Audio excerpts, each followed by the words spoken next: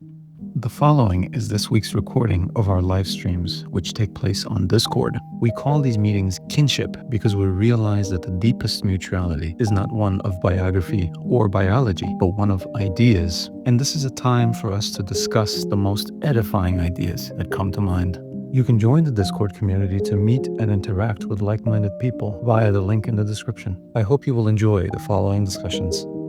There is something that's been brewing in my mind. And I would like to approach the question of evil once again. This could be perhaps a part two. But I don't wish to make a case for the existence of evil in men, because I think you tackled that pretty well. Like, man is not evil, but rather ignorant, and all his wrongdoings are the result of misguidedness. Right? I really understand that. But I wanted to I want to expand my understanding in the existence of evil as a concept outside of man. Because what if, rather than talking about evil in terms of does it make man a villain, right? What if we instead ask, where did the notion of evil even come from? Because we have conceived it, we have put a name on it, right? It could be just like any other fiction. I understand not everything that we imagine is true. But at the same time, when we look at different sources for guidance, we see it referenced time and time again from.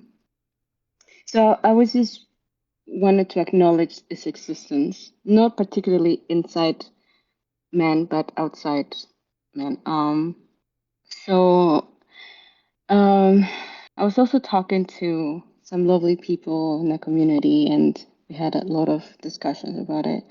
And some of the questions that we had were like, if it exists, right? Are we choosing evil, or is it choosing us? And what do you think personally is the significance of the creation of the tree of knowledge of good and evil? Right, it's a tree, whether metaphorical or literal. It's a tree that was created by God. So even God Himself, according to the Bible, acknowledges that there is evil. So could it be something that exists outside us and then we tap into it? I do have some ideas about it, but I wanted to hear your thoughts about it first. Okay.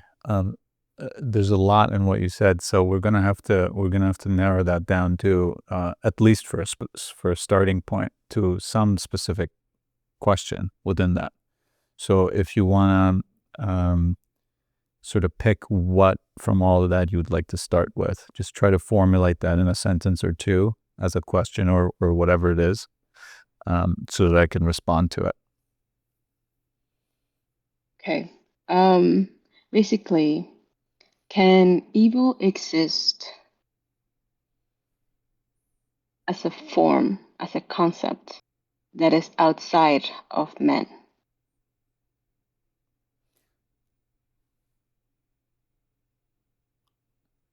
Well, it would have to, wouldn't it? If it's a real thing, just like any other idea, just like any other concept, it exists independent of anyone who perceives it, or anyone who takes part in it, or anyone who fights against it, whatever it may be. It's an external thing, just like the idea of justice, right? When you adhere to the idea of justice because you think that's the right thing to do, then you are aligning yourself with something that is, of course, outside of yourself. You did not invent justice. No one did. But we can partake in it or not partake in it, and in fact often do so, come out of alignment with it. And then again, the idea of evil would have to be connected to that, right? Why do people go against justice? Because if justice is true and good and right and proper, then why would anyone ever act against it? Right? And this is sort of already getting to the heart of, if evil exists, how does it why does it exist? How does it come about, right? And it's tied to that question. So essentially it's the same question as asking, why does injustice exist? Right? And when we think about it that way, we see not only every day, but we see it in ourselves, that even though, and this is an assumption based on me knowing the people that are in here, that we all here think that justice is a good thing, as I think pretty much all human beings do. And on top of that, specifically, though, we try to adhere to it. We try to align ourselves to it. We try to do the just thing, which simply means doing the right thing. But so many times, even though we are believers of it, and I'm again speaking of myself and the people that I know for a fact live this life, that even though we're believers of it, even though we are adherents of it, we often still do unjust things. Now, how does that come about? So whenever I do something that is not in alignment with justice, I know for a fact, since it's myself, that I haven't done that because I was evil. But 10 times out of 10, I see that I fall into it, into injustice, due to ignorance, misguidedness, whatever you want to call it. In other words, I make a mistake. In other words, I'm unaware of what I'm doing. Whenever I'm doing injustice, I am of unawareness. And whenever I am in full alignment with justice, I am aware. Ignorance and unawareness is the same thing. No one ever makes a mistake in awareness. No one ever makes a mistake knowing that they're defeating their own purpose. No one ever makes a mistake knowing that they're conflicting themselves, contradicting themselves, harming themselves, damaging themselves. No one does that. Yet it happens. Yet they do it. Mistakes are happening. Wrongdoing is happening. Injustice is happening. Cruelty, violence, dishonesty, deceit is happening. And why do I assume, this is my way of thinking, you asked me, so I'm just explaining that. Why do I assume that even though every time I make a mistake, it's out of ignorance, and I can see that clearly? Why do I assume that other people's wrongdoings are somehow different? Why do I assume that they know what they're doing? And that they truly understand, and that they are never unaware. They're always fully aware, like the Buddha or something, someone who's reached full enlightenment, full awareness. They know exactly what they're doing at all times, and it's never a mistake, and whenever they do wrongdoing, it's because they're evil. Why do I assume that in other people? But in myself, clearly, I see that it's misguidedness or ignorance, unawareness, mistake, accident.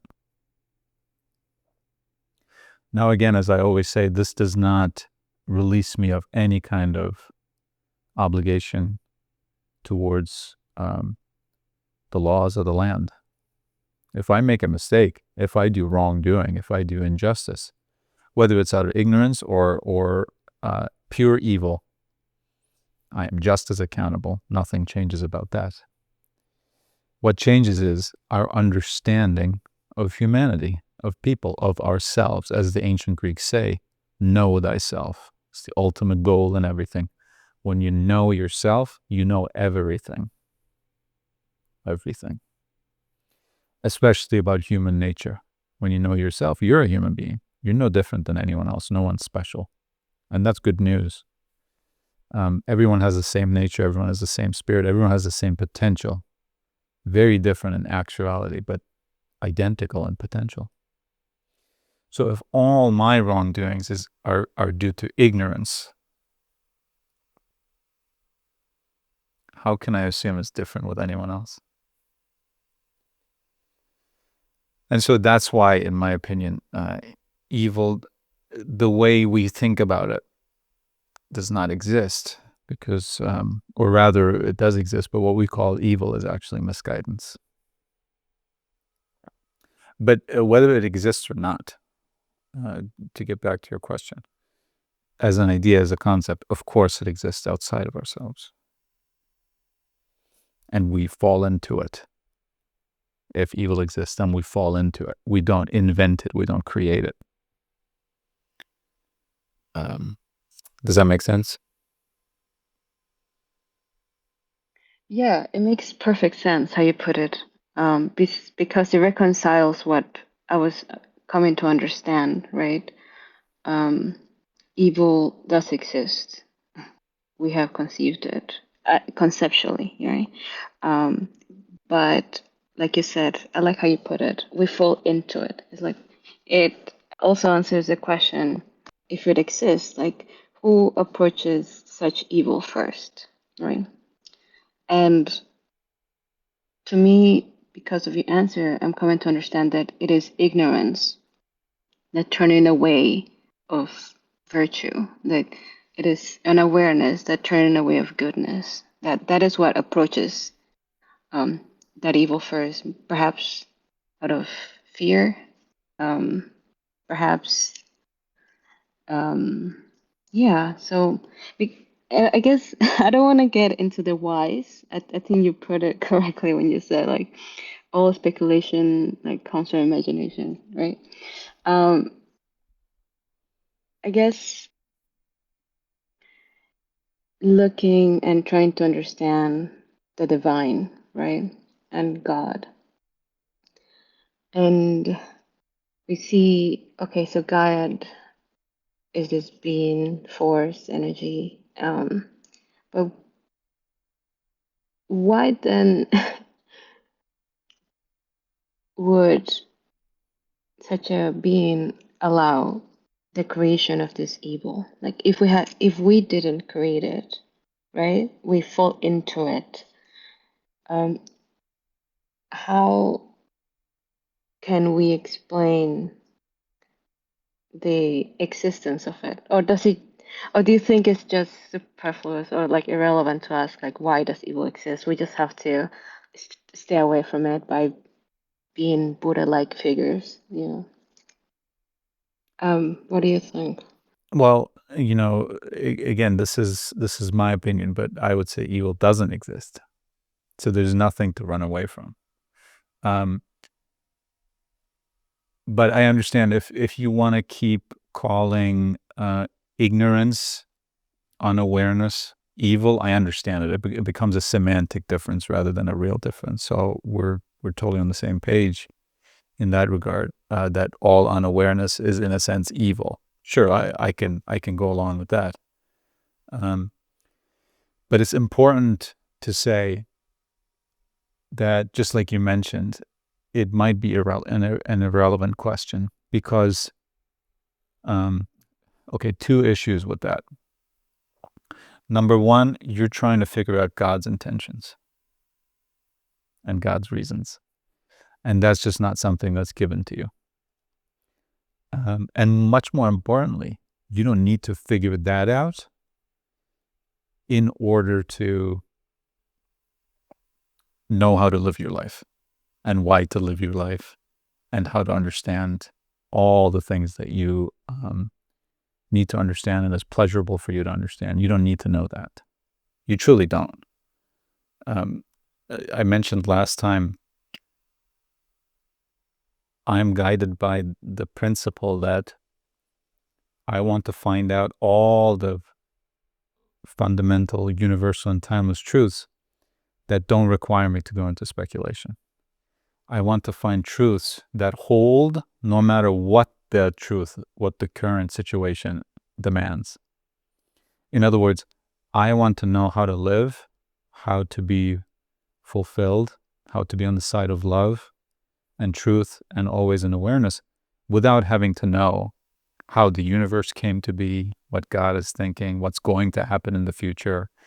Certainly not what other people believe, what they are thinking, what they are doing. I want to find a system that is independent, literally, of every single thing. And it's very much so possible. That's the most amazing thing that I've experienced in the last years. Everything I believe in currently works regardless of their reasons. So however it came about, it works.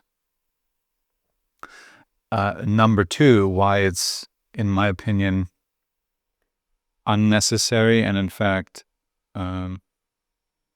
it could also misguide to try to figure out God's reasons, so to speak, is that you might be asking a false question. And when I say you, I mean everyone.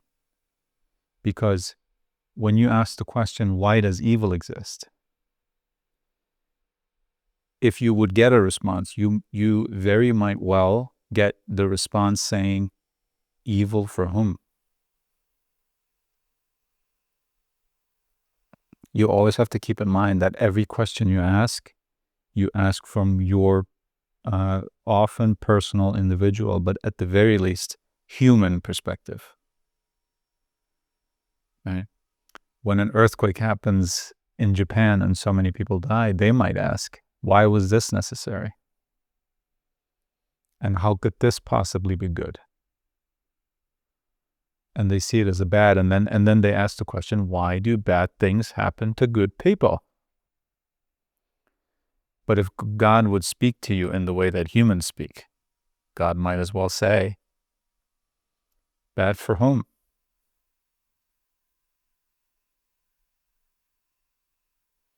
And we have to realize that even if such a thing as evil exists, or bad exists, it would be bad for whom? Maybe it would be bad for you, but not bad for me. Or it'd be bad for me, but not bad for dolphins. I don't know, right? Or bad for our planet, but good for billions of other galaxies. And so how do we get to say, how do we know, how do we pretend to know that we know what's good or bad? In terms of specific events in the world, saying this event is bad, this event is good, how do we know that? What we can know is good or bad is, for example, is acceptance good? Is it good to align one's will with God's will? Or if you don't like the word God, with the universe's will? If that's too esoterical for you, with reality's will? Because events do happen. No one denies that. And it's not a matter of opinion that events do occur in the world. And every event that occurs in the world, the sum of that is what we call reality. Everything that happens equals reality. And so when I say accepting reality, I mean accepting the events that make up reality, exactly as they occur. So if I make my will overlap with the will of reality, in other words, if I accept as real and as necessary every single thing that happens for the very fact that it does happen, right? If I say I accept this event because it is happening, and I accept that it is necessary because it is happening. If it wasn't happening, it wouldn't be necessary. If it wasn't necessary, it wouldn't be happening. And if it wouldn't be happening, it wouldn't be reality. But since it is happening, it is reality. It's so simple, right? And self-contained, this is what I mean with when I say I'm trying to be independent of everything. It's self-contained. You don't need to know, is there a God? Is there no God? What is God thinking? What is God doing? No. Every single thing that happens makes up reality. No? And so you have the choice. Do I accept reality or do I deny reality? And what are my chances of successfully denying reality, by the way? Do I get to tell the events to not happen, things that have already happened? Do I get to call them bad? Because calling them bad is to reject them. But they literally don't even understand the word bad. When you go call an earthquake bad, it literally does not understand what you're talking about. And so it's not going to stop. And if you call it good, it's not going to increase its magnitude either. It's going to happen exactly the way it was going to happen.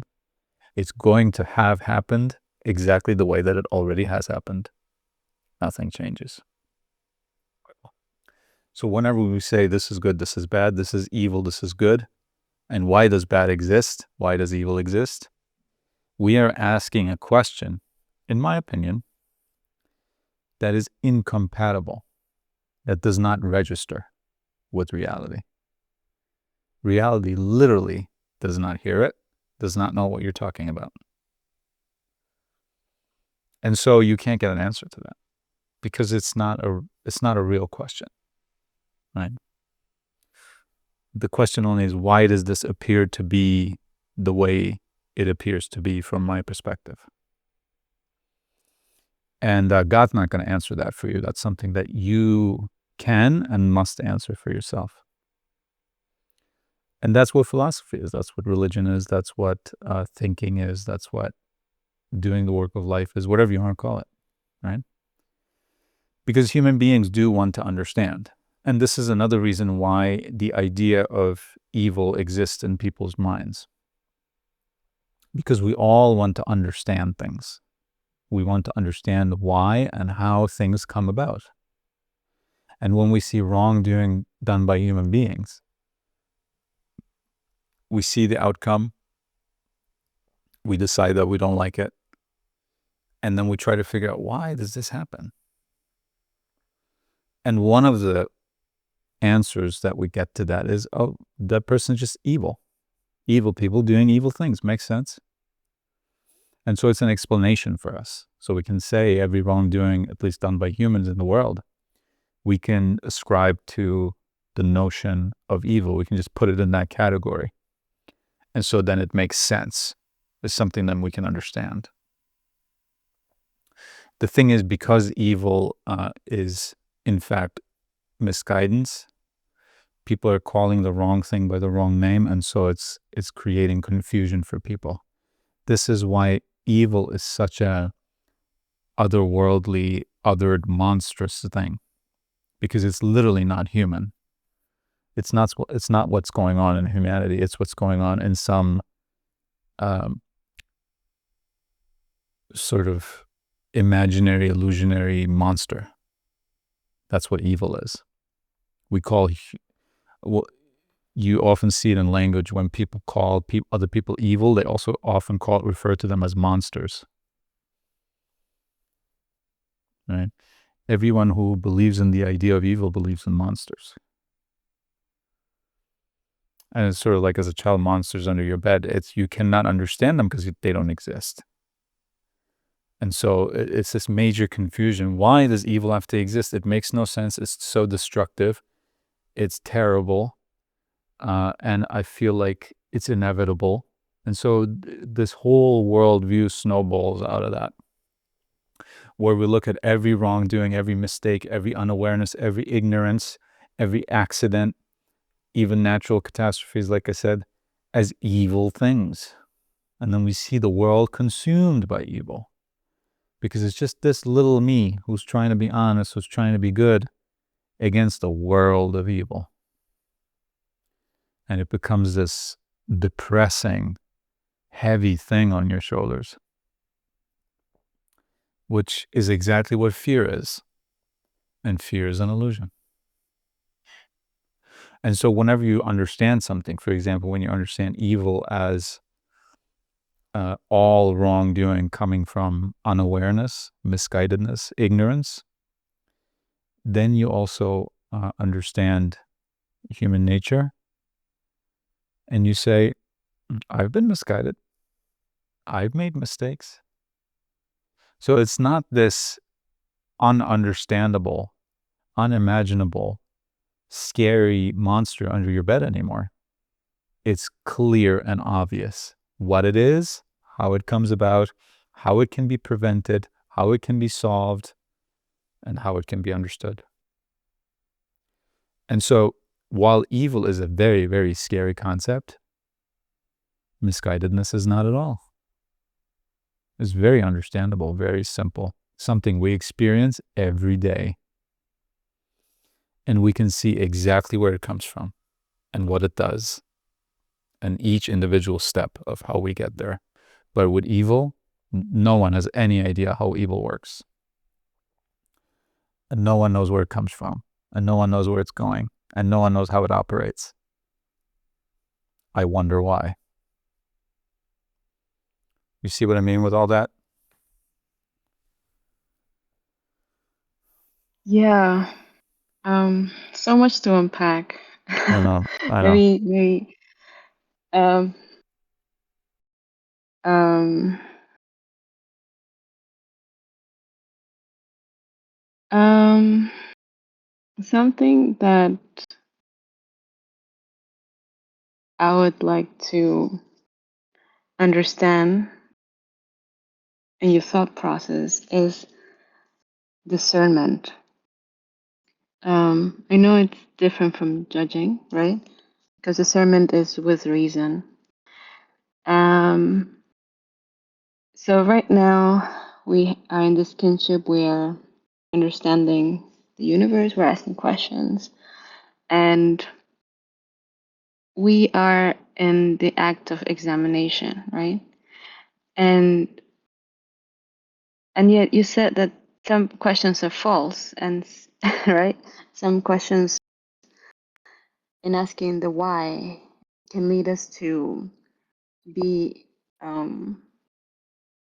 not compatible with reality. So how do you know, how do you personally know what is your moral, where's your internal compass when it comes to what to examine and what not to examine? Is it, you know, because these questions of evil, it's, we can go down a rabbit hole, I understand, but in the act of walking the road, we can realize, or we can expand compassion to those people that have committed wrongs, right? Because we're understanding evil. So I can see like some merit. I know that you don't think all questions are bad, right? But I just wonder, how do you discern what path to keep walking on without being lost in the why? Yeah, that's the question of all questions, right? Um, and, I'll tell you, but of course, as I always say, I want to make it very clear. I'm not getting it right every time. That's for sure. And I get misguided and I make mistakes and I fall into ignorance as well in that very particular way of sometimes when I think I discern something, I'm really judging it. Or when I pursue a question, it turns out to be, well, that there's nothing wrong with pursuing a question and then understanding that it wasn't a question that should be pursued, because that's how you find out. But sometimes I do not pursue questions that should be pursued, for sure. But to me, in my opinion, the difference between discernment and judgment and knowing how to pursue one idea and not another is if imagination is involved. Whenever we get into hypotheticals, whenever we're trying to figure something out by what if questions, it's the same with evil, right? Whenever people discuss evil, um, if you talk to them for longer than 30 seconds, they'll come up with what ifs. And they'll say, you know exactly what they'll say. They'll say, what if you were in Nazi Germany and you're hiding, right? and they'll say, is that not evil? And they do the same thing when it comes to discussing honesty. Like, one should never lie. Oh, okay, so now imagine yourself being in this scenario. As soon as we do that, we go astray. As soon as we speculate, we go astray. And speculation, like you mentioned before, speculation and imagination are together. You cannot speculate without imagination. It's not possible. And whenever we speculate, we go wrong. It gets confused, it gets muddled, it gets away from reality, from truth, and it becomes something ununderstandable. And so to me, the clear signs that I should stop, or that I'm doing the wrong thing, is whenever I start speculating. If a question requires me to speculate, it's not either possible to pursue or worth pursuing. Either way, I don't pursue it. And if what ifs are also speculation, right? But again, imagination is the more important concept in that. I think as soon as the imagination comes in, it's going to lead you astray. As soon as the imagination comes in, it's going to tell you lies. And you're going to think they're real, and it's going to turn into an endless chase of chasing down the lies, the illusions that you yourself created. And so you become this factory for illusions that you don't have to work through, and you're just adding to your plate. When something is truth, it comes to you in a moment, in a second.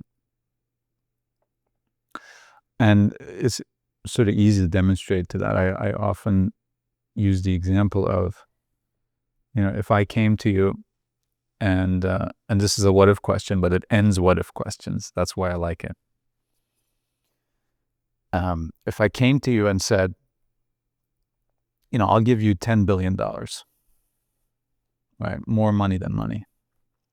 All you have to do is take this little cat and throw it down a cliff. As soon as you do that, I will give you this money. And no one will ever see that you did that. No one will ever know. And that's all you have to do. 1 second of that, and you're rich beyond your wildest dreams.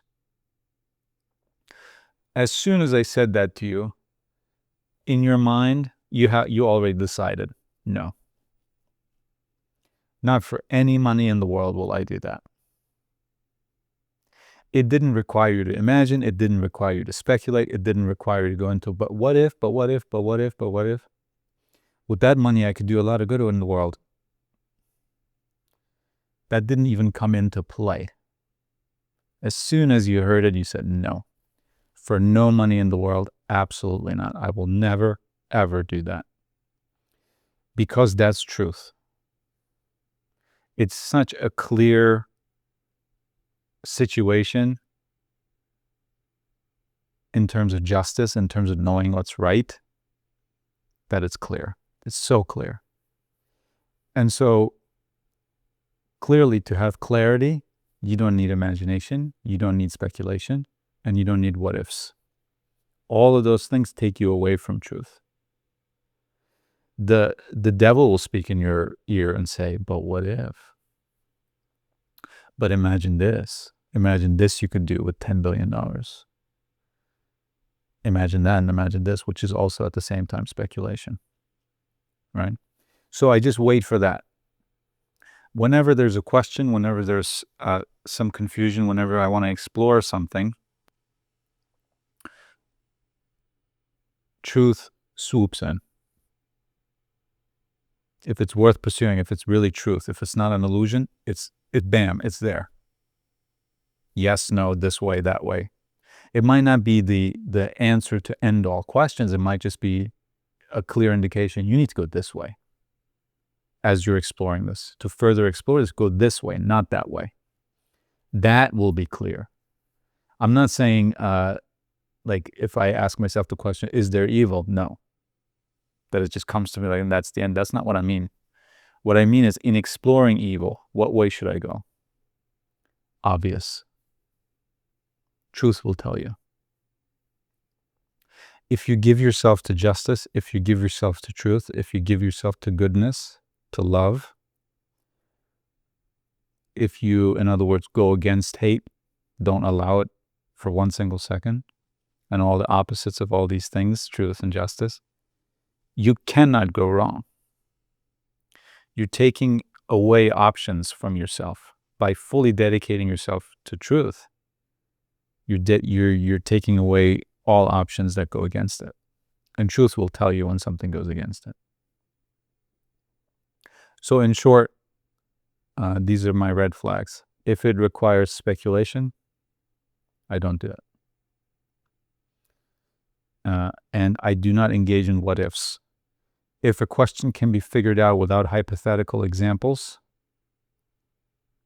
then it's good to pursue, and it will be able to be pursued. But if it seems to require what if questions, then it's not worth pursuing, because hypotheticals never show up in experience. If you need a hypothetical to think about something, that means it has never shown up in experience.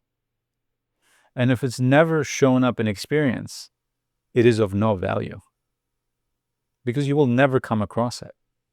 You're just being an academic. You're just being an intellectual when you sit there and think about hypothetical things that no one's ever dealt with in reality. That's never come up in reality. If you want to do that, that's fine.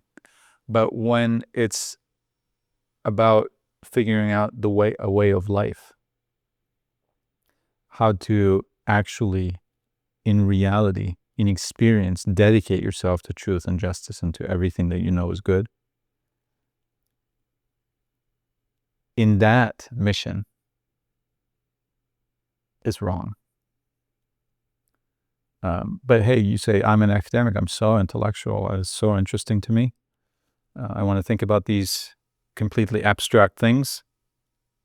Fine, that's okay. So it depends on what you want to do. But yeah, for me personally, like I said, as soon as it requires speculation, I'm out. And as long as it requires imagination, I'm out. Because if it's truly valuable to me, in terms of it's going to change my life and it's going to help me in my understanding of humanity, the world, every single thing that I want to know, and I cannot find it in experience, well, then it doesn't exist. It doesn't exist for me. It's never going to become relevant. I see what I mean by that? Yeah, yeah, for sure. What I'm understanding is that good reality is self-evident, whilst evil must justify itself. And when there is justification, there goes the hypotheticals, the imagination, the what ifs, and wow, I'm blown away. Because it really answers on my quest to understand things, how to shine a light. Am I walking in the right path, right? Because every path, in the search of wisdom can lead to Rome, but like we don't want to just wander around in the dark forest, right? Exactly. So that is a huge help. Right now, I'm like smiling. If you can only see, it's just your words are really reverberating to me, and I'm so grateful I asked. And I can see some people write in the chat some interesting insight. I haven't read them yet, but people also like have this in their minds, and I'm so happy to be here. And yeah, thank you so much. Can't thank you enough. Yeah, I think this is it for me though. No, and I want to say, first of all, thank you for everything, but especially for asking that question. we always think about, and we discussed that a little bit, like specific things like evil, right? But we don't often discuss the tools, the methods of our so-called work of life, right? We can consider ideas in themselves, but there needs to be a tool, a method, a system, not a strict one, not one that we put above everything else, but some tools that we use, right? And so this is what guides me. And I want you to know everything that has worked for me, because this is what philosophy is. Philosophy is finding the highest good for oneself and then sharing it with others, not at all as a way of charity or anything like that, but simply because the highest good is so good, you want everyone to have it. Like it is my selfish, personal ambition, for the lack of a better word, that everyone has this. For me, selfishly, because the more people know about this, the easier a life I'm going to have. Right? If I meet someone and they know about the idea of awareness and unawareness and all the perils that come from unawareness and ignorance, and they know that that's within their control, it's within themselves, they can give it to themselves and no one else can take it from them, and they live a life according to knowing that control that they have, and they keep themselves in awareness and all the beautiful good things, the justice that comes with that, why wouldn't I want more people like that around me in the world? Right? Every time I'm in a car in a red light, I want everyone else in the red light to think like this. I don't want those people who are ignorant and unaware and would think, well, what's the big deal if I run a red light just once? I'm in a hurry. I need to go somewhere. Other people run it all the time. Why can't I? People who think like that, they are a danger to us physically, and they are not our kin spiritually. And so the more people know about, the more people think like this, the more people have these ideas and tools and things, um, the more enjoyable of a life we're all going to have. And you pointed that out by asking that. You're saying, okay, all these ideas are good and nice, and we can receive them from our books, but how? How do we not fall into these things, right? What's our method? And like I said, I don't have the perfect method. I maybe even don't have a very great method, but I can see that every good thing I've ever discerned about this world came from this method. And so maybe I missed a bunch of things because of the imperfection of this method. But every good thing that I did receive comes from this. And so I want to tell you about it. Thanks to your question, I was able to. And for you, everyone, to consider. And then you take it and hopefully you make it better and work even better for yourself. But that's for you to do. No one else can do that for you. So thank you very much for all your questions. And also, I'll move you back to the audience, but I also want to say that I really enjoyed the posts you've done recently. That's where we got to talk a little bit about imagination, speculation being related. And I just generally enjoy also the creative words that people put into these posts and that you have been recently. It was a good example of that. And so that's why I encourage all of you, journal, write, put your ideas into something. That's why we have the book club section. We have the question of the week. All of these are places of opportunity for you to develop a thought. Just the thought of writing it out is where all the benefits are. It doesn't have to be that someone else sees it and comments and you get into a discussion about it and you gain new insights about it. That can be very valuable, and it is very valuable. But the most valuable thing about it is that you put it down in the first place. If you don't put it down, it's just, it will be in your mind, and that's the most important thing, but you won't be able to nail it down. Perhaps. And I will take our next speaker. Hi. Hello. Hi. Thank you for this kinship today. And thank you for being here, everyone. Thank you, Ryan, for your questions as well. It was very nice. Um, I have some thoughts about the question of the week. Yes, the question of the week, to remind everyone, is what is more important, intention or outcome? Yes. So, um,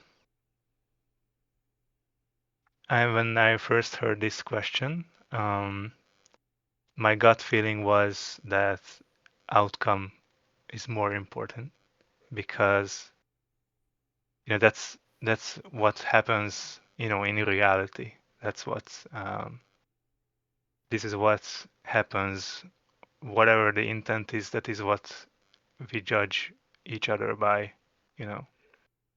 And but then I thought about it again, and I realized that if you have a good intention, it's always going to be better than whatever the outcome is. Um, because if you have a reasonable intent and reason is good, it's truth, then the outcome, even if it fails somehow, it's still better than if someone wanted to hurt someone, that was their intent, but it turned out they didn't succeed. It's still bad.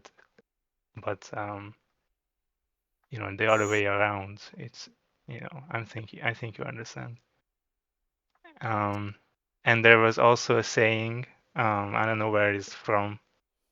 Um, we judge others by their results, and we judge ourselves by our intent.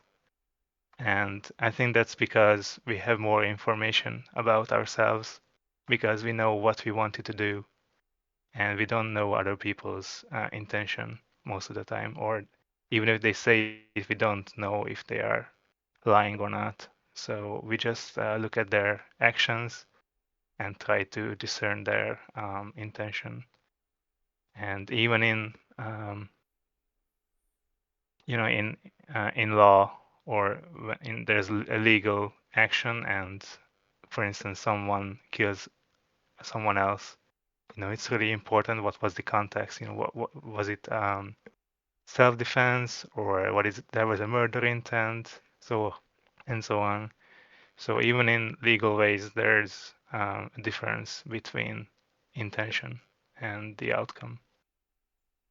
So, um, but if I wanted to say a more personal reason, recently there was a situation in my school where our professors wanted to award the best students in the class, and one award was going to be awarded by a voting system, basically. So the students can vote for the best student.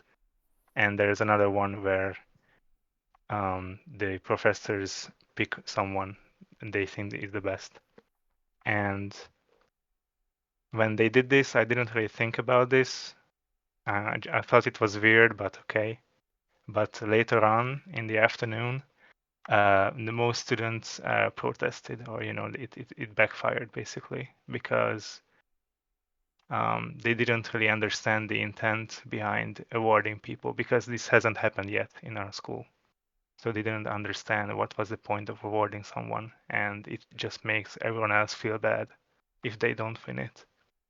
And it also causes a lot of problems in the community, you know. And so because we didn't understand the intent, it basically backfired for them. That's what I wanted to share about Yeah, this. thank you very much for that. It's very good to see that you've engaged with the question of the week. Not only that, it actually, just by engaging with it, it changed your mind, and in many ways, it must have changed your entire worldview. I mean, it sounds so simple, intention or outcome, but what you lay more importance on changes your entire worldview. And this is a funny way of thinking about this, but I've been watching a lot of videos on sort of people getting parking tickets, and it's the silliest thing, but you really get to see human nature when they come out, wherever they come out, and they come to their car and they see that they've gotten a ticket. Uh, for example, if it's a person who parked in the disabled, the handicap spot, but they're not disabled and they don't have a disabled sticker or anything like that to prove it, and you'll hear their reasoning. They'll say, "But I went in there to get something for someone who is disabled." And so they think because of that, the outcome should be different. So they lay all importance on what they can get away with rather than their intention, because they knew in their intention, in their volition, that this is a disabled parking spot and they're not disabled. They have no right to park in it. They know that. But their intention is to ignore it because they think they might be able to get away with it. And so the outcome of getting away with it is more important to them. Whereas a person who lays more importance on intention, even if they knew for a fact that no one's going to check and that they're going to get away with parking in that spot, they still wouldn't do it. Because they'll say it would still be my intention to do something wrong, and I don't want that for myself. It's the funniest thing, and all people justify all their crimes based on the outcome.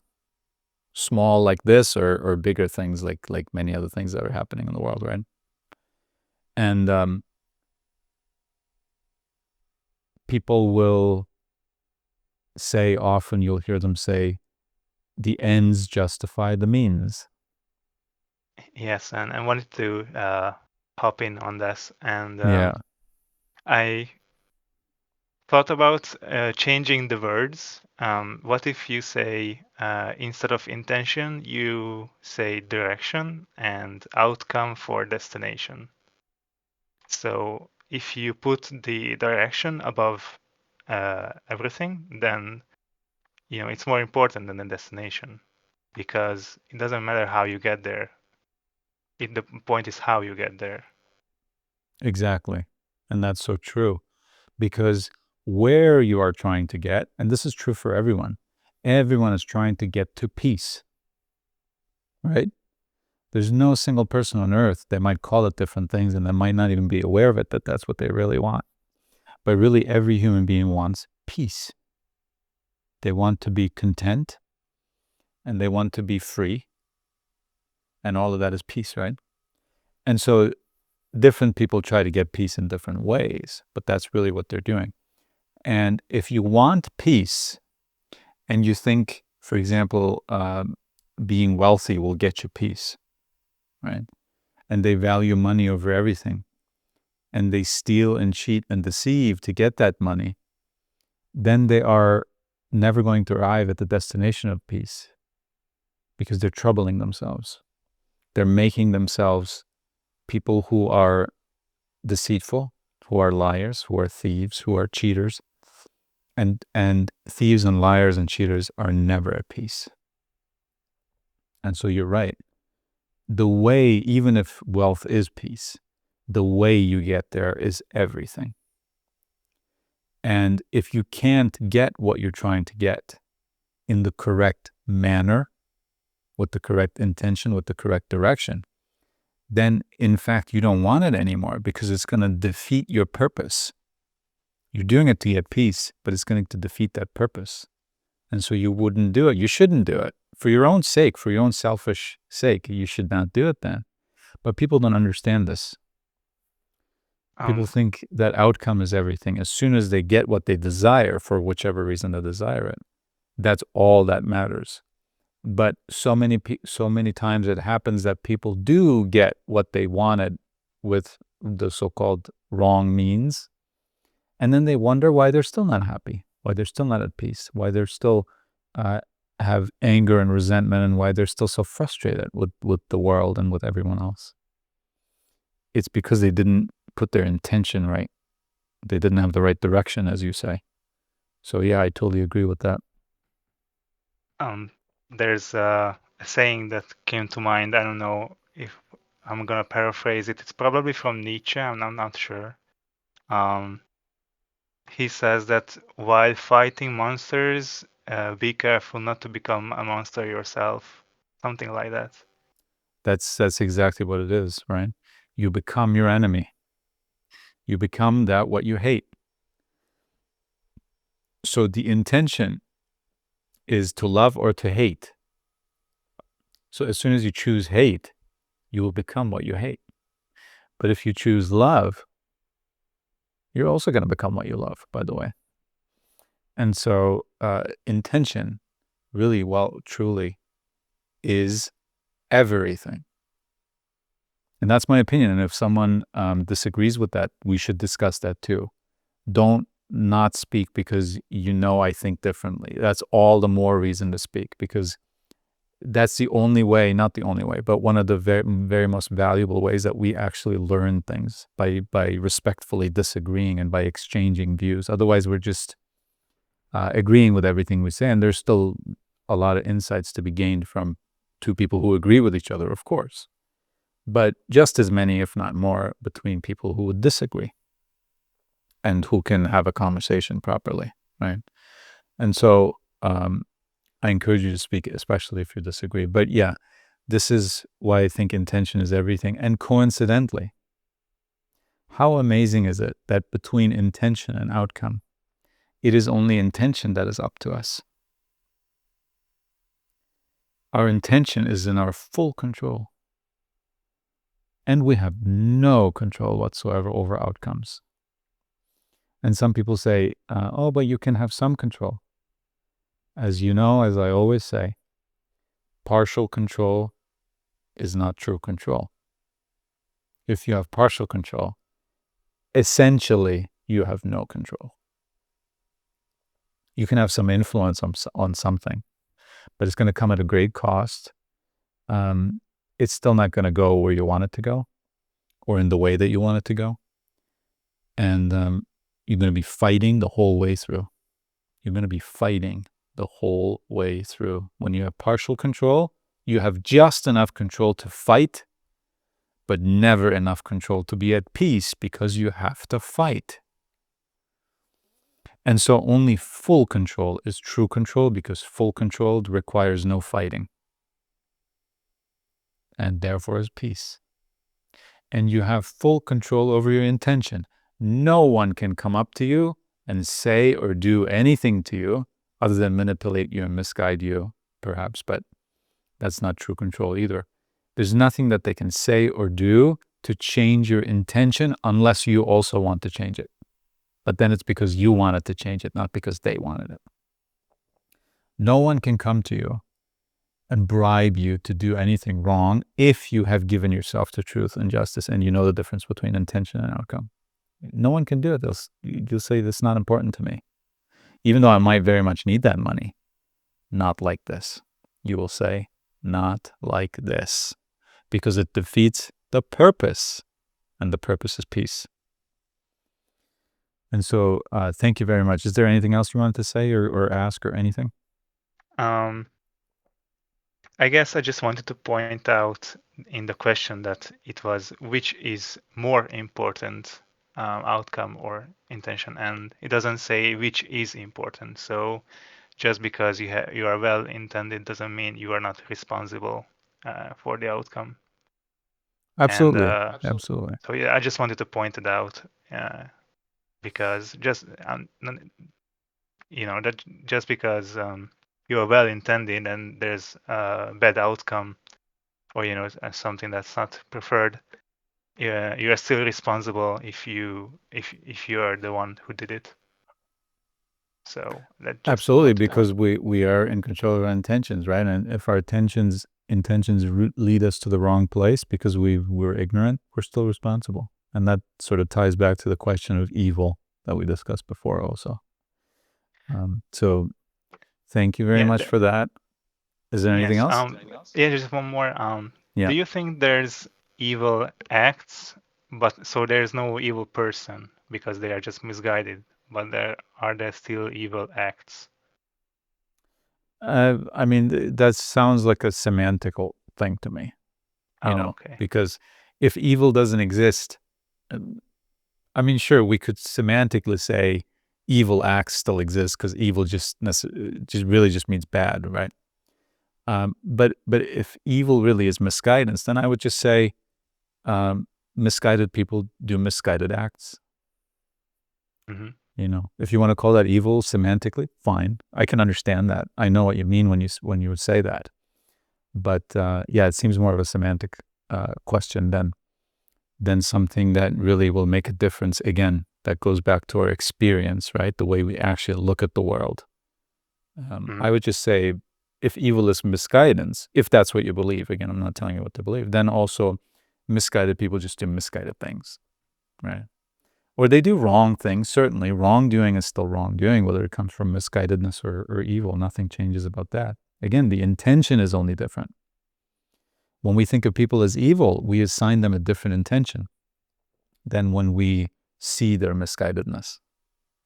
Evil, this is why I'm also so against the belief in evil, because evil masks intentions. The idea of evil masks intentions. Whenever we see wrongdoing, we just say, oh, okay, that's an evil person. But when we see them as misguided, we say, that's what they thought they were doing.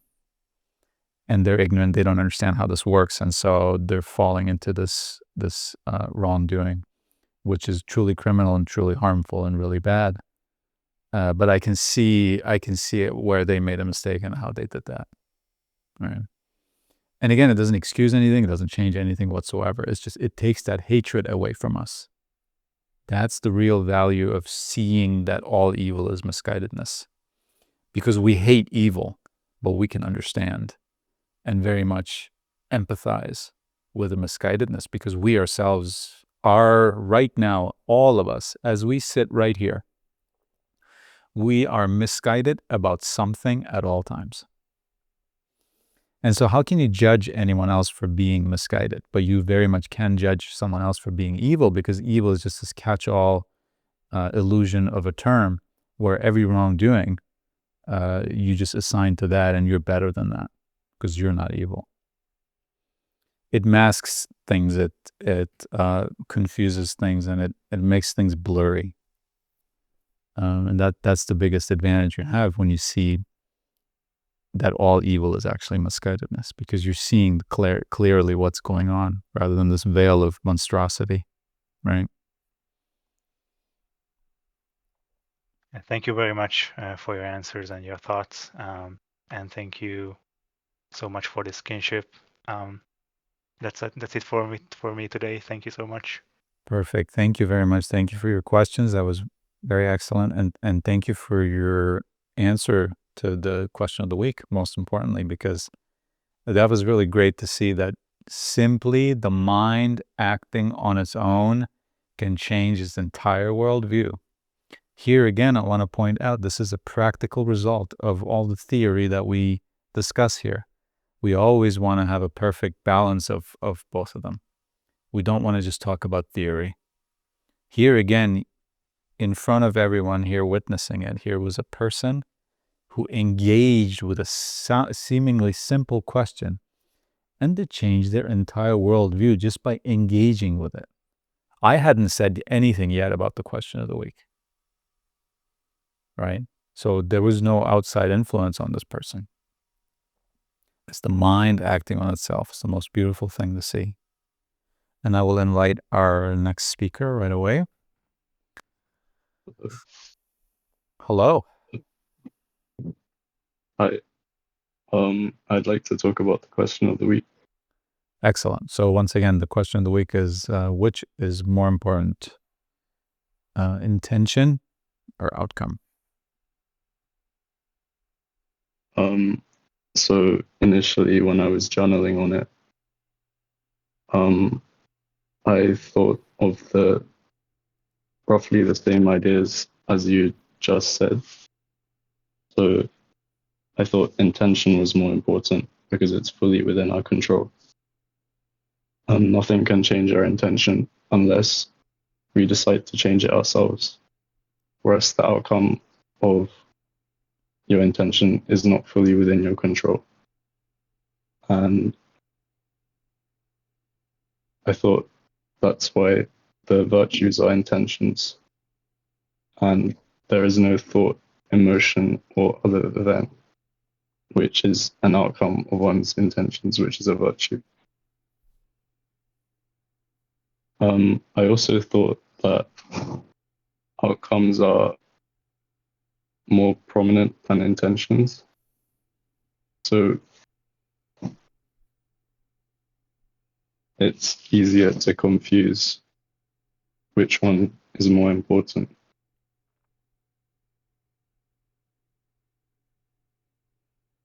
Yeah, you're and absolutely right about that. I think it's very important to point that out. I just want to say that before you might have more to say. Um, the connection between virtue and intention, I think, is a very amazing one that I don't want to pass by. I hope everyone heard what you just said there. It's so important. This is why virtues. This is why to adhere to them, because they're just like intention is. And in fact, you're saying the same thing. They are fully in your control. Virtues are intentions. It's so true. And vices are outcomes. Such an important distinction you're making here. It's really quite amazing. Virtues are all intentions and vices are outcomes. You're absolutely right, because every vice is an intention gone wrong. It's an outcome, right? And every virtue is the right intention. So important. I'm going to think about that. That was very interesting. I never thought about it like that. Thank you for that. Yeah, and I noticed that it's easy to judge how, well, at least for me, it's easy to judge how at peace I am based on the thoughts and emotions I feel, and also what I write when I sit down to journal. And your peace of mind determines those things rather than the other way around. So those were my observations. That's also, I think, very true and very insightful. Thank you for sharing that with us. And yeah, this is why I wanted to make a question of the week. You and the speaker before are pretty much pointing out all of the reasons already why I wanted to make this the question of the week, because it gives you so much power, or rather, it shows you how much power you really have, and you're off dealing with other things. You're off focusing with other things. And when I say you, I mean everyone, myself included. And so this is why this is so valuable to think about. And I thank you for that. I'll move you back to the audience for now. Again, very grateful about what you shared. The connection between intentions being virtues and vices being outcomes, essentially, is a very, very interesting one that I'm going to keep thinking about. So thank you for that very, very much. And I will invite our next speaker right away. Hi. Hello. Do you hi? Can you hear me well? Yes, I can hear you. Okay, great. Well, this one is a bit personal. I hope it won't take too long. Otherwise, please let me know. Okay. Try to make some notes so I can keep a line. Sorry. Thank you for your work and your attention. Also to everyone else here. I'm new here, but I'm very glad to be a part of this community. First, to paint a little bit of my personal situation. I'm 43 years old. I'm currently at home from a severe burnout due to overworking for many years, 50, 60 hours a week, sometimes even more in the evenings, the weekends. I always loved my work, still do, especially my being a software developer. But it was a little bit too much. I had a lot of responsibilities, trying to do too much, keep everyone happy, my boss and colleagues and personal life. But ultimately it led to maybe an existential crisis for a major part due to worrying about having a lack of a partner, thinking I'll never find someone romantically, missing intimacy. This resulted in a lack of self-esteem in that department. Also, to a lesser extent, a fading of passion in my work, because I didn't see the benefits in that anymore. Didn't really help reach my happiness life. So I got a lot of anxiety, panic attacks, etc. Now, currently, I'm unable to work, sick at home, but accepting it was just only getting worse. So the accepting it was now, I think, a good thing, because it was almost literally killing me, and realizing, yeah, life is more than work. I'm sorry, is this taking too long already? But No, it's up I to think it's a you. I mean, lot. whatever you need to say, you need to say. Only you know that. But yeah, I think Yeah, we're ready for whatever question or insight that is yeah, connected to. yeah. I'm almost there. Okay. I'll try to keep it short. So now I'm working on myself. Work of life, to can say, living in the here and now. Thanks in a big part to your videos. Thank you for that. Trying to not worry about the past and future. Doing what is only what I can handle now. But now, like easy walks, taking time for small things, etc. Now, the ironic thing is, the best thing ever in my life happened recently, unexpectedly. I did find a perfect romantic partner. Rather, it found me, because I totally gave up in this regard, not expecting anything. And it sort of results now in a conflict, because I want to spend a lot of time with her, yet things are very soon too much still, even good things. Good thing is, he has about the same problem, so we fit together in that respect, I think, very well.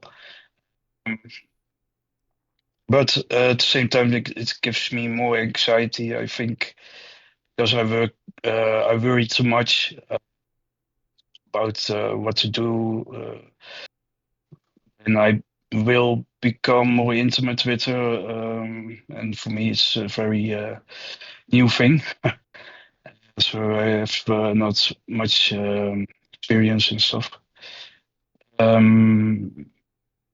So finally, the actual question I have. even though this might not be a fully philosophical one, so I hope this is okay. But the question is, how can I try to stay calm to make this romantic relationship work? You got any ideas on that? Yeah, and this will be my personal advice to you. It doesn't mean it's truth. It doesn't mean anything. But I would strongly suggest, that every single thing inside of you that hopes for this to be the perfect relationship, and every single thing inside of you that worries if this will be and continue to be the perfect relationship, and that every single thing inside of you that is working so hard to make this a perfect relationship, I suggest that you go ahead and kill all of that. Because it's going to lead you to suffering. It already has. You're already suffering from the expectations that you have on this person and on this situation. You're literally saying you were hoping for a perfect romantic partner, and now you're saying that you might have found that perfect romantic partner, and you're saying that now you're worrying about it. Exactly. All you're worrying about it comes from your expecting of it. Because you're having an expectation is a narrative. So you made this narrative that to be a full human being, a happy human being, a peaceful human being, a fulfilled human being, that you need some kind of, not only some kind of, but the perfect romantic partner. And so now this person, whether they want to or not, whether they even intend to or not, they hold all power over your happiness and over your peace. And if this person really is right for you, then they don't even want to do that. They don't want to hold power over your happiness and over your peace. So you are making them do something that is not only against their own will, but it's also against truth and justice and love and peace. Because you are not at peace right now because you're worrying.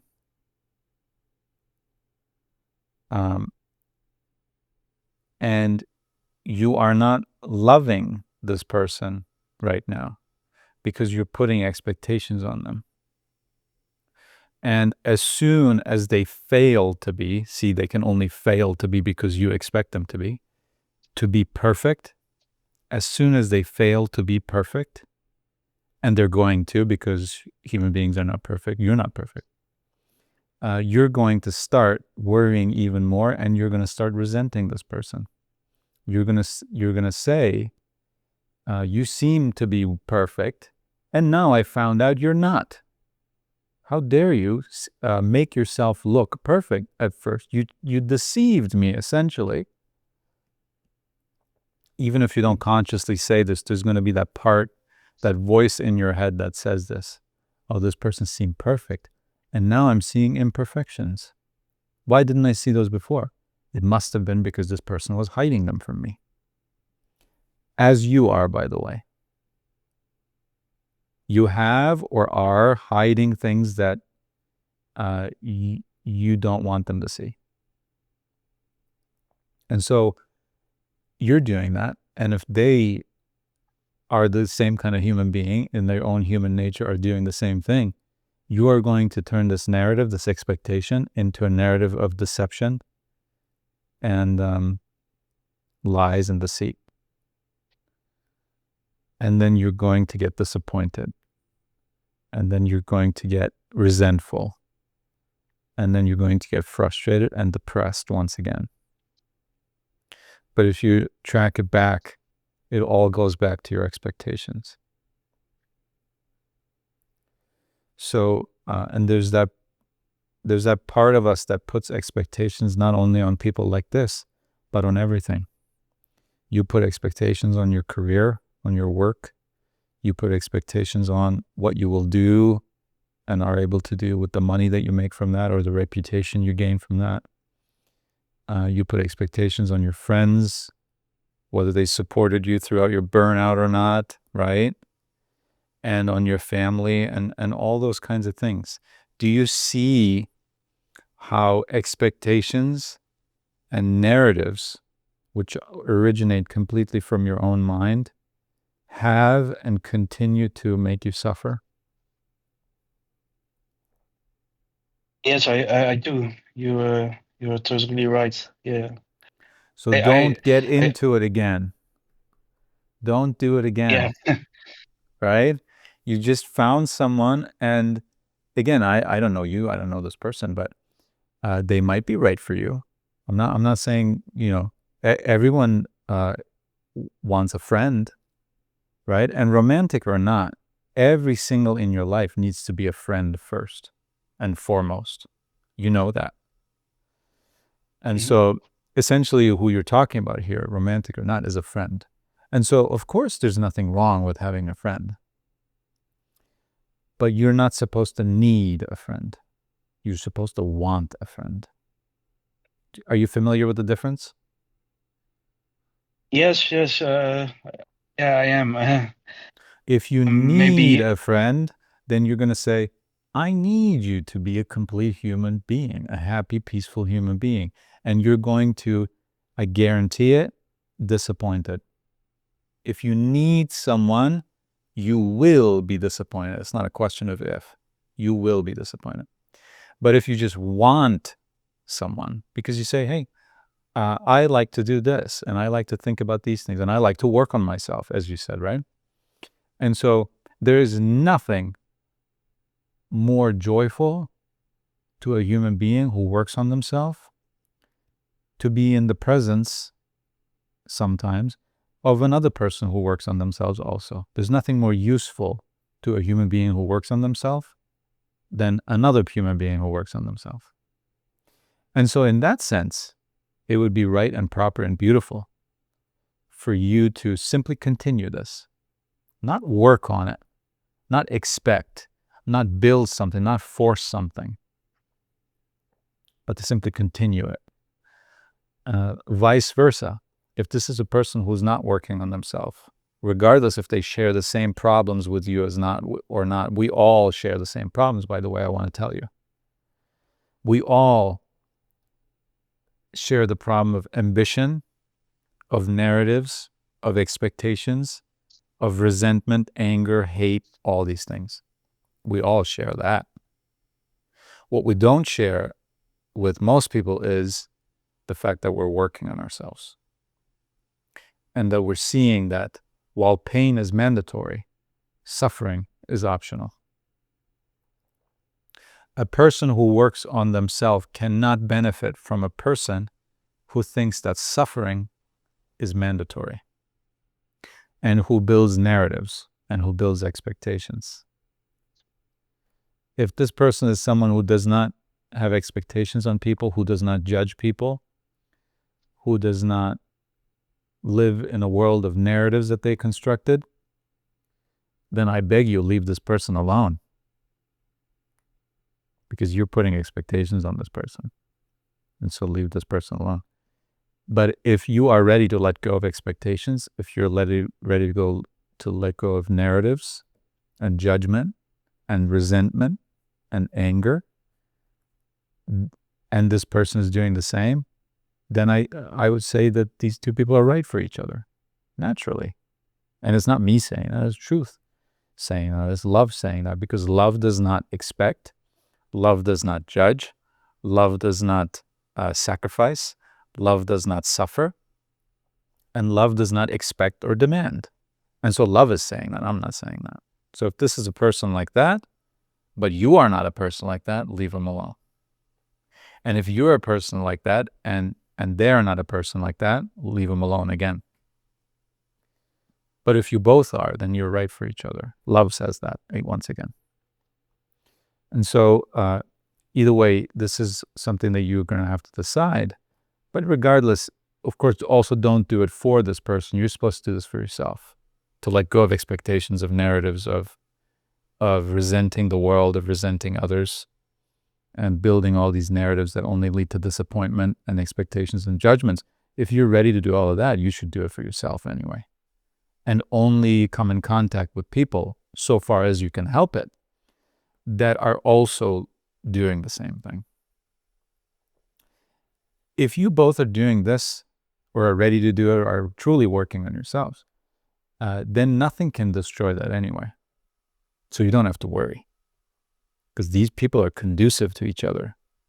They're magnetized to each other, essentially. And no one can destroy that. Vice versa, if it's not right, you cannot make it right. If it's not right, you cannot make it right. Okay? So either way, whatever is going to happen is what you want to happen.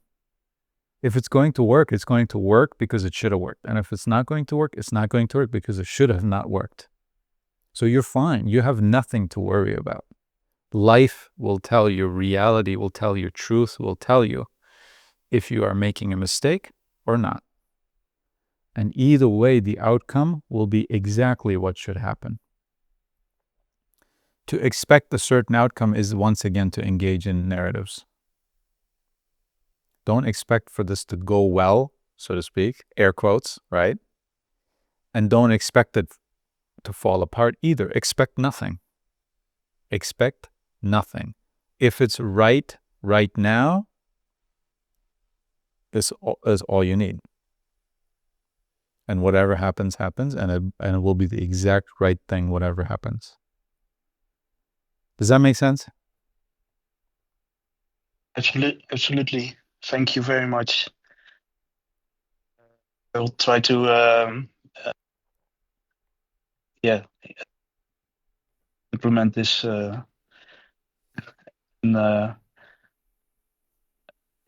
this really helps. Thank you very much. Yeah, and just continue to work on yourself. I always say, I tell to everyone, regardless of who they are, there's no deadline. There's no pressure. This is all stuff you left behind in your physical world, the career, okay? In the realm of ideas, in the realm of truth, there is no such thing as a deadline. There is no such thing as pressure, as you need to figure this out now, otherwise everything's going to collapse. No such thing. Truth is out of time. And so it doesn't care about time. There's no time. So you take your time as much as you need. And don't listen to fear. Don't listen to worry. If you don't do this quickly enough, it's all going to fall apart. You are not worthy of it anyway. They're going to realize that at any moment. All these kind of voices and ideas and thoughts are illusions, because fear is an illusion. And so don't listen to it. All you have to do is focus on yourself. Work on yourself. Wherever that work leads you and however long it takes. Never, ever ask how much longer. It's something I'm. In my mind, I know this is true, but still, I'm not fully there. So I have to. And that's okay, because your reason is telling you that this is true, or what is true, and your fear is trying to get you away from truth, from reason. And so this is the battle. This is all there is. So when you say, I know that this is true, but I'm still feeling that, well, that's exactly what there is to work on. There's nothing else. There's nothing else. Think back of the days where you didn't even know about this, where there wasn't even a battle because you were all just consumed by fear and ambition and by illusions and by narratives and by expectations. You didn't even know the difference between truth and misguidedness. Now you can see it. What's bigger than that? So relax, take your time. And when I say relax, I don't mean just let whatever happen. You do have to work on it. You do have to have some sort of tension on it, right? But it's not the tension of fear and worry and anxiety. It's just the tension of, I'm going to dedicate myself to truth. Okay? Yes, thank you very much. This is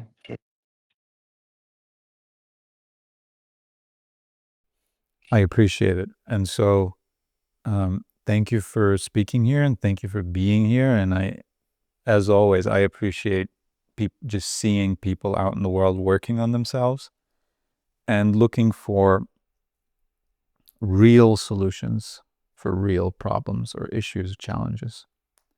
And so I'll put you back to the audience for now. Thank you again for being here. I think that was very valuable to all of us to sort of think about that, even though it's more on the practical side than theory, which is great. We need a balance of both, as we talked about before.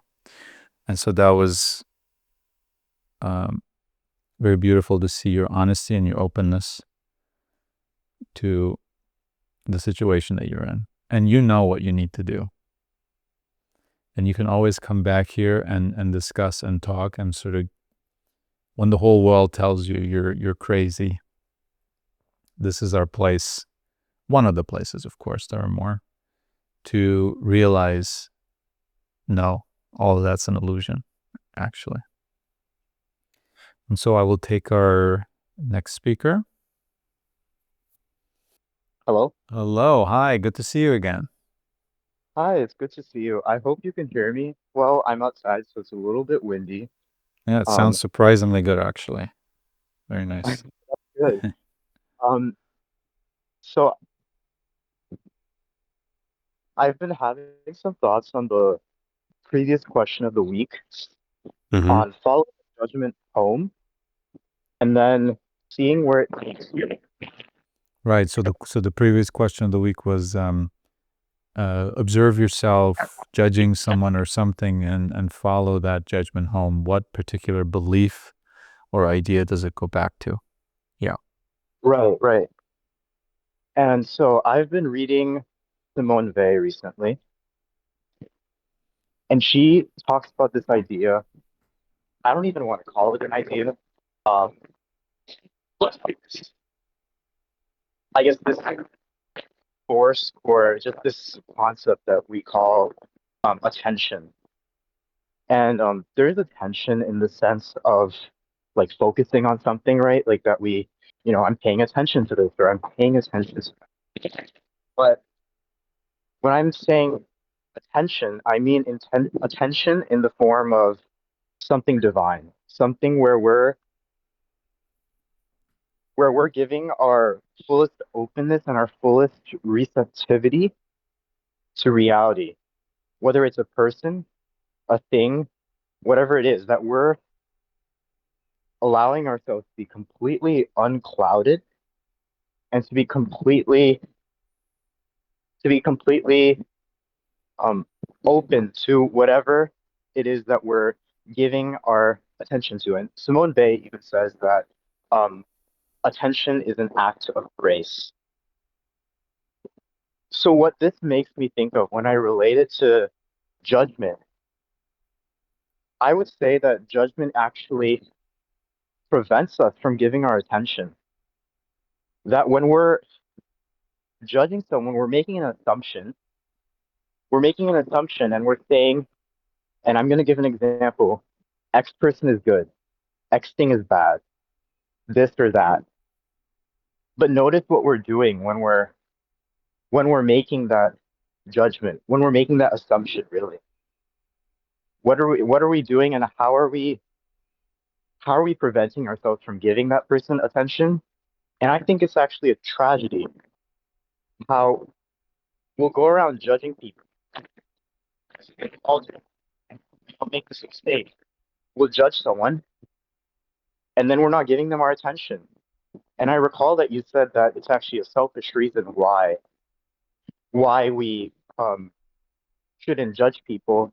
In your perspective, that is that um, why should we judge people? That's not something that we should that we should do just for the sake of ourselves, for our own purity, just for wanting others to be in a in that state and being surrounded by those people, but I would argue that it goes one step further. And I think that it goes to the point where, I mean, to give people the attention we're not giving the world the attention that it needs, and we're, as a result, being blind. We're living in kind of an echo chamber. And this is what I kind of noticed um with things and how things are going. And I'm talking on a very broad societal scale, where it tends to feel like we're increasingly getting like into our own space and being very, how do I put this? We're being very kind of just numb. So I really want to drive that point that whenever we're making a judgment, that we're not paying attention, that we're not giving whatever thing it is that we're judging the attention, and we're not being open. And I mean, I'll give an example here.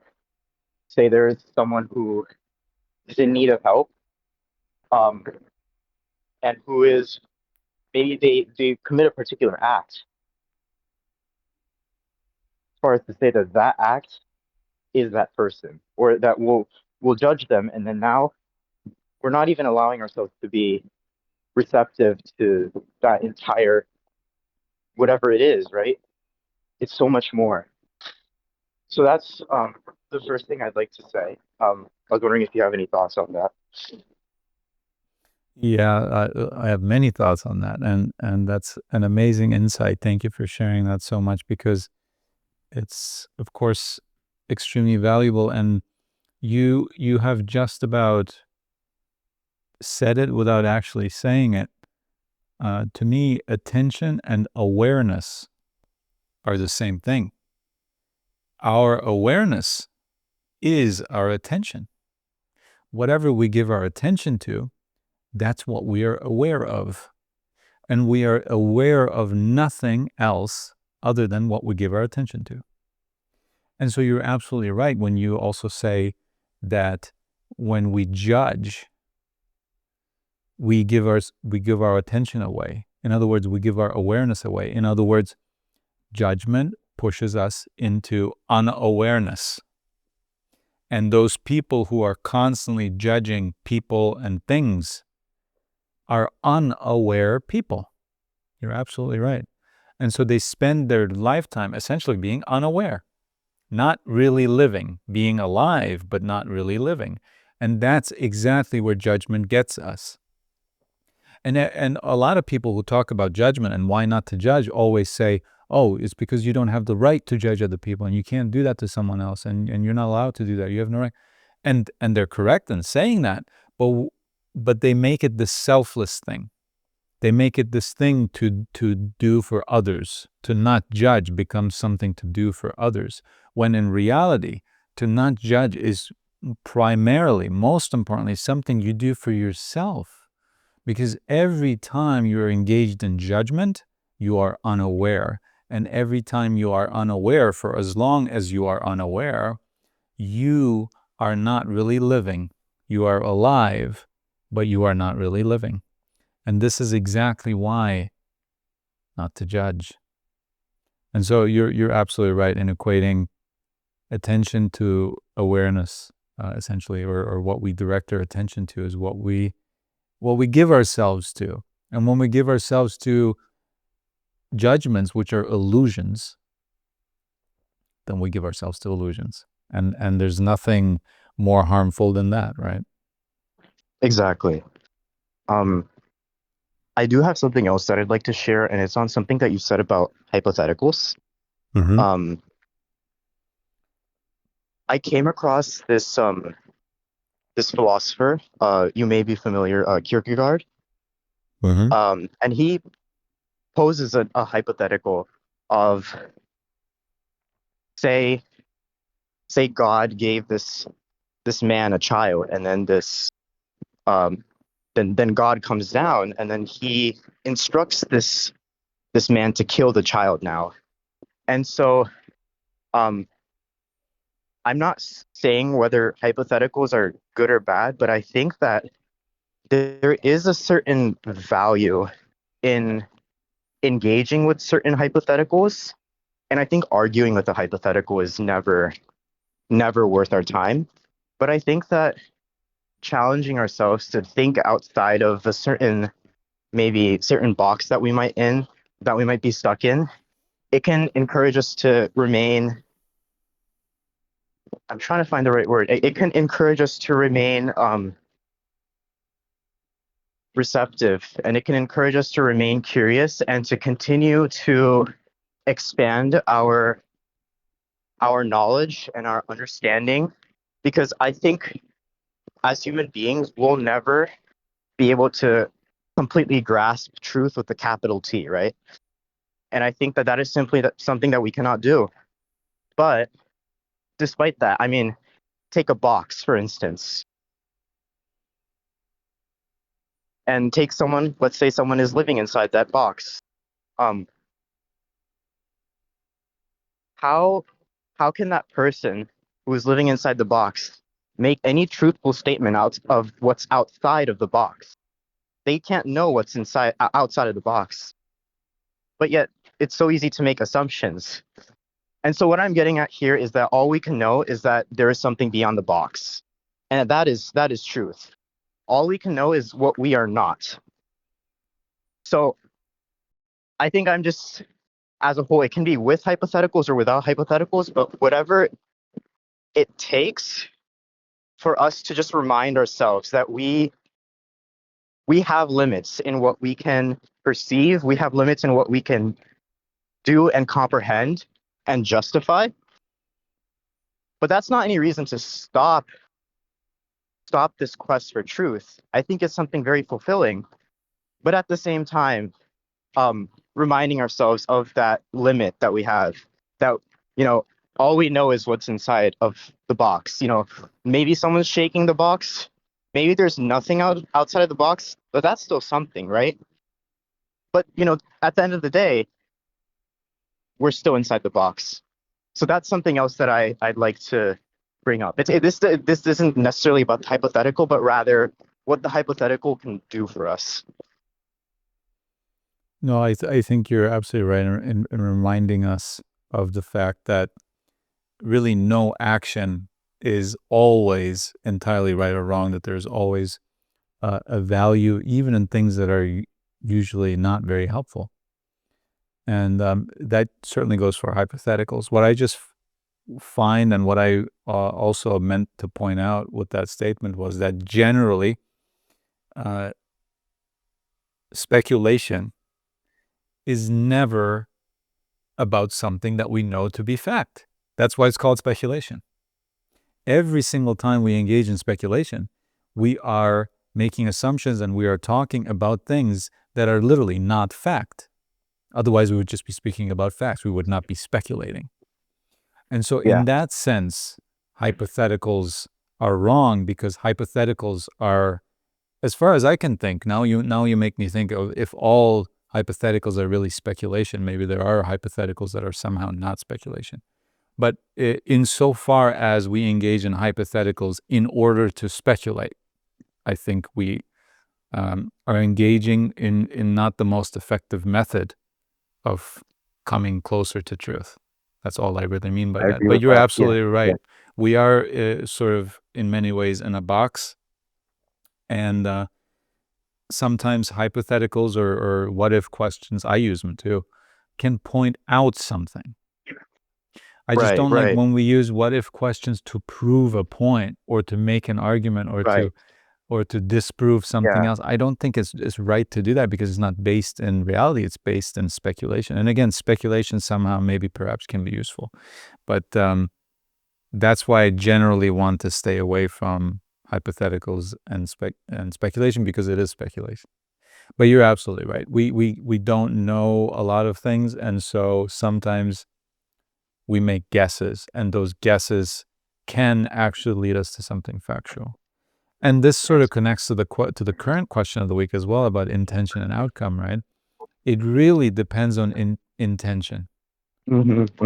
Even when you're using hypotheticals, if you have the right intention, you can derive some value from it, possibly. But if you have the wrong intention, even talking about facts gets you no further because you have the wrong intention. Right. And so I agree that's with very that. true to Yeah. point out, to Yeah. not really go into those extremes and to not generalize things so often. You're absolutely right. There's always a Yeah. And there's always a I think this kind of scenario. goes, yeah, Yeah. I think this kind of goes back to attention even. And so for me, I can be a pretty obsessive person. That's just one of my tendencies. Um, but I think if I'm going to be obsessive over something, sometimes it can be good to place myself in a question and then to spend time thinking about that question rather than something else that's not so good to be obsessing over. So I guess like something to, I guess, something to just keep me in a state of curiosity and in that state of seeking truth rather than just staying in what I already know and not trying to expand my horizon of what I think is truth. And then I'd like to get to the current question of the week, which is intention or outcome. And I would say, first of all, I'm a musician, I'm a classical musician. And as someone who's currently in, you could say, an environment where there's so many different people who have so many different approaches to music, as I'm studying music, there's a lot of tendencies to focus on the outcome of the music. There's so much tendency to just focus on, is this good or not? Is the music does the music sound good, or does it have this particular quality? But I find that what's more important than anything, than any outcome, is the intention when you choose to play that piece. What is your intention? What are you trying to convey? What kind of emotions are you trying to express? And what are you, what is your, I guess, objective, and clarifying that to yourself, clarifying that intention to yourself, and also not imposing your own judgments and imposing your own understandings and your own standards on other people's work. That's not something that we can do.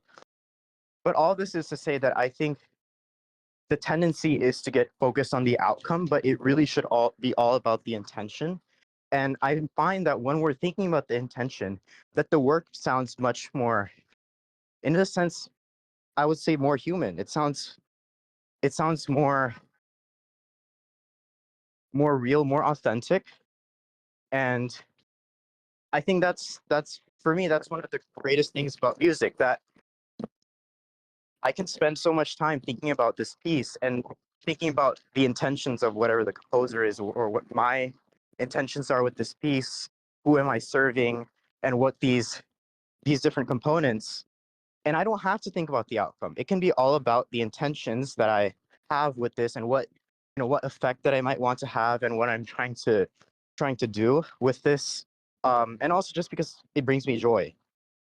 And I think that's also something very important, that it's intrinsically something that makes me happy. So all of that is just to say, um, that I do think it's all about the intention.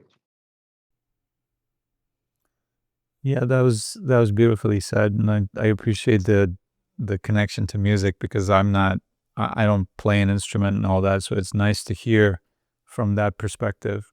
And you're absolutely right. It adds color and beauty to everything when you focus on your intention rather than the outcome. Focus on outcome adds so much anxiety and stress, and focusing on intention adds beauty and color. It's so amazing, really, to think about. And so, yeah, I guess I'll put you back to the audience for now. Yeah. Thanking you very much, Yeah. because thank you. Yeah. There's so much to think about in what you said, and we thank you all for bringing all of that up. I mean, it's so interesting. As soon as you say Simone Weil, you have my attention, even, and especially when you talk about Simone Weil talking about attention. And it's so true. Everything you said, of course, the connection between attention and awareness, and then also the importance of intention over outcome. And that's, I guess, also a good segue to talk a little bit more about the question of the week going forward. As you know, every question of the week goes actually for 2 weeks. And this was the first week. And we've already heard so much insight about this question and all the things that I intended to have this question address within you. But I want to particularly point out going forward for this next week for you to think about and actually apply to your life. The idea of control. We already talked about it a little bit. How focusing on your intention gives you all of the control. Notice, in every single thing that you do, when you focus on outcome, you become stressed out. Because you start holding yourself responsible for all the things that you have no control over. When you say, yes, I'm doing my best. Yes, I have good intentions. I wish everyone well. But regardless, the outcome can be very terrible.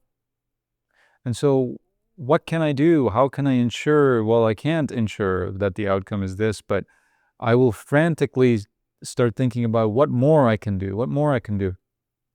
And you will start trying to convince other people, or you will start wishing that other people would finally somehow see what you're trying to do so that the right outcome comes about.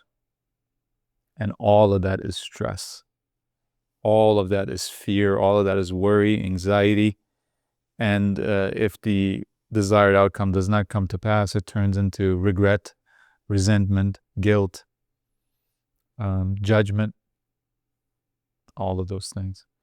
And realize, though, whenever you did focus on intention rather than outcome in something that you did, it gave you peace. You said, no matter what happens, I know I did the right thing, and I did my best, and I can do no more, literally, than to do my best. And the best is always done in intention, not an outcome. If you have the right intention, if you will stick with love rather than hate, if you will stick with truth rather than deception, if you will stick with kindness rather than anything else, you have nothing to worry about. Because you are not responsible of the wrongdoing of other people. And you have no control over it. Control and responsibility go together. And so you can rest assured that no matter what happens, you're okay. And you have done nothing wrong. And you gave yourself the highest good already, which is to think right, to be right, to do right. And there is literally nothing more than that.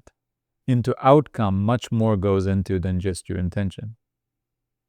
All those things that you are not in control of, that other people rightfully are in control of, those things go into it too. And luck and chance and pure randomness goes into outcomes as well, as you know. So if you lay more importance on outcomes than intention, you are holding yourself responsible of what comes out of luck, chance, and pure randomness. Does that sound like a recipe for disaster or what? But if you hold yourself responsible truly to only what you really are in control of, which is intention, you have every right to be at peace. You have every right to be on the side of truth and justice and what's right and kind and fair and loving, because all of those things you can give yourself. And notice all of those people who focus more on outcomes often violate what is true, what is loving, what is kind, what is good, because they're so obsessed with outcomes. They're willing to break the rules. They're willing to hurt others. They're willing to hurt themselves. They're willing to forego their own happiness, their own peace, in order to focus on the future, to bring about in their minds some outcome that they think is best. And they will stop at nothing to bring that about. They will sacrifice every single thing in a tiny little hope of bringing out some outcome that they judge in their ignorance to be the best outcome. And those are dangerous people, naturally. So stay away from people who value outcome over intention. Those are destructive, dangerous, unaware, ignorant, and misguided people, as we all have been. Whenever we favored outcome over intention, we have been those things. So we know exactly what it feels like, how it happens, and what comes out as a consequence of that. Focus on your intention and stay away from everything else. You are not responsible for it because you're not in control of it. Okay, that's what I wanted to tell you about the question of the week, so that I hope you think about it a little bit and things happen. And they will happen.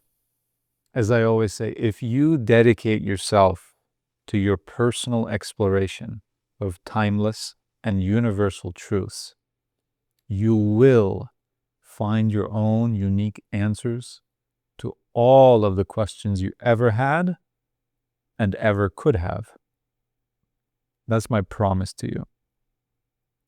And you can hold me to that forever. Because I know for a fact that that's a question of when, not if. If you commit yourself to this, it will happen. And all that the work of life, that this exploration asks of you to enable you to do this, is your dedication. It does never ask you for intelligence. Some of the least intelligent people have done and succeeded at peace, at happiness, at meaning. And it does not ask for wealth. Some of the poorest people have succeeded in this. All it does ask, however, is dedication, which goes back to attention. As you know, it happens in every kinship meeting. Every time we talk about truth, everything comes around in a circle. We constantly see the connection of supposedly different things coming together every single time. And so it's no surprise here that dedication and attention go together. And we really do live in a universe where if you dedicate yourself to truth, you receive truth, and there's nothing that can block it. When you dedicate yourself to meaning, you receive meaning. When you dedicate yourself to love, you have it, and you have peace.